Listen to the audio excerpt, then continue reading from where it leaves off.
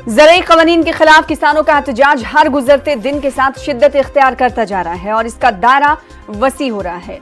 ज़रई कवानीन पर किसान हुकूमत से साफ साफ जवाब चाहते हैं।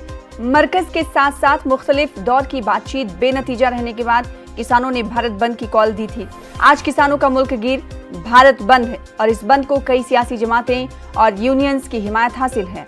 बंद के पेश नज़र मरकजी हुकूमत ने अमन अमान की बरकरारी को यकीनी बनाने के लिए सिक्योरिटी के माकूल बंदोबस्त करने की हिदायत दी है।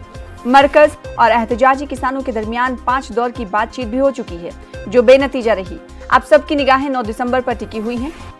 वहीं तातुल को तोड़ के लिए 9 दिसंबर को किसानों और मरकजी हुकूमत के बीच एक बार फिर बातचीत होने वाली है। किसान ज़रई कवानीन वापस लेने के अपने मौक़िफ़ पर अड़े हुए हैं, जबकि मरकज का कहना है कि ये कवानीन किसानों के मफाद में है और मरकजी हुकूमत का ये भी कहना है कि अगर किसी तरह की तशवीश किसानों को इस कवानीन के हवाले से है तो उसे बातचीत के जरिए दूर किया जाएगा। थोड़ी सी नरमी जरूर मरकजी हुकूमत की तरफ से देखी गई।